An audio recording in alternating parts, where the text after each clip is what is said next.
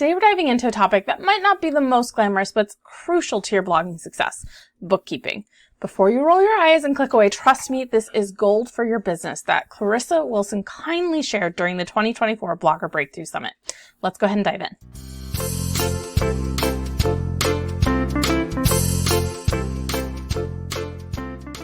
When do you need to hire a bookkeeper?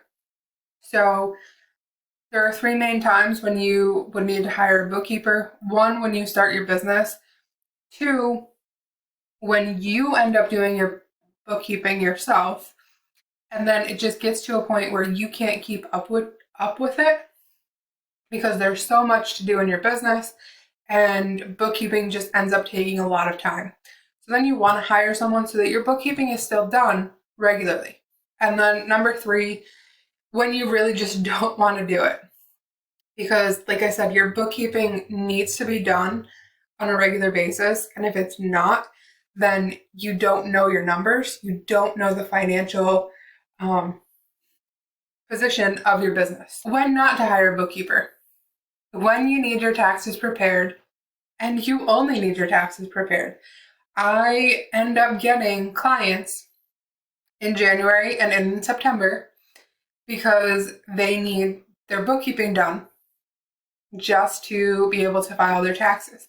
They don't care about looking at their numbers throughout the year, but they do need it done to be able to give it to their accountant. When you do this, you will usually be paying higher rates because you basically need a rush job done, and bookkeeping is not a job that can be done rushed, because then somebody's going to be missing something, and it's not fun when you miss something.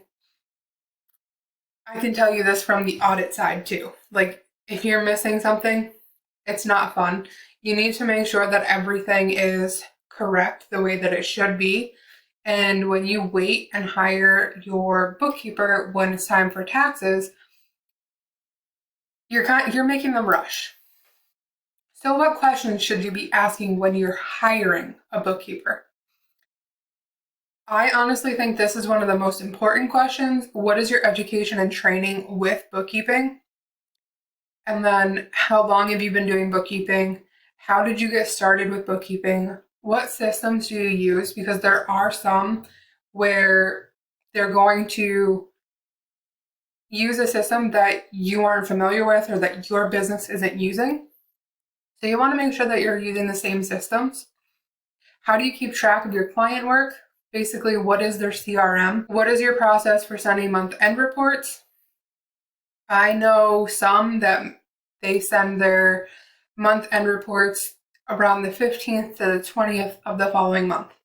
My personal business policy is you get it by the 5th business day of the next month.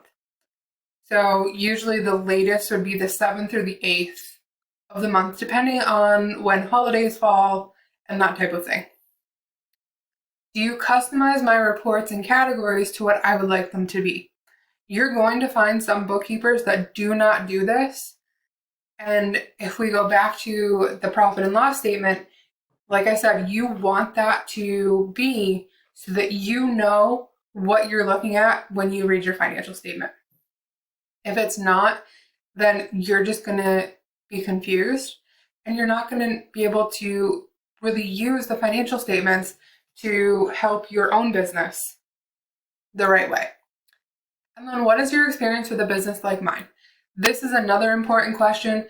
They need to be able to understand your business and not just take all different kinds of businesses. Questions to ask when you're working with a bookkeeper. So you've already hired one, and you should be asking them questions on a regular basis so that you can understand what's going on.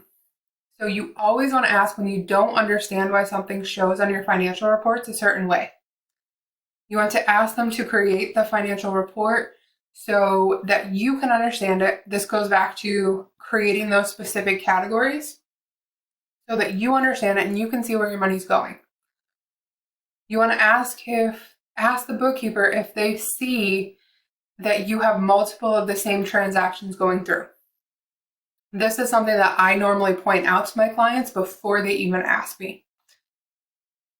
You want to ask how you can work together to either save more money in your business or make more money.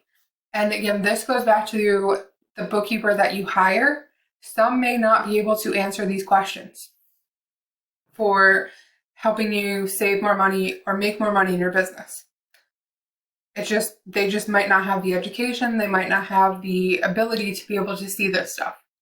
So that depends on the bookkeeper you hire. I hope you've gained some valuable insights on when and how to hire a bookkeeper. Remember, your numbers matter, and having a bookkeeper by your side can make all the difference. If you found this podcast episode helpful, then I would love if you could give it a 5-star rating. Be sure to join us next time to learn more about website accessibility tools. I'll see you then.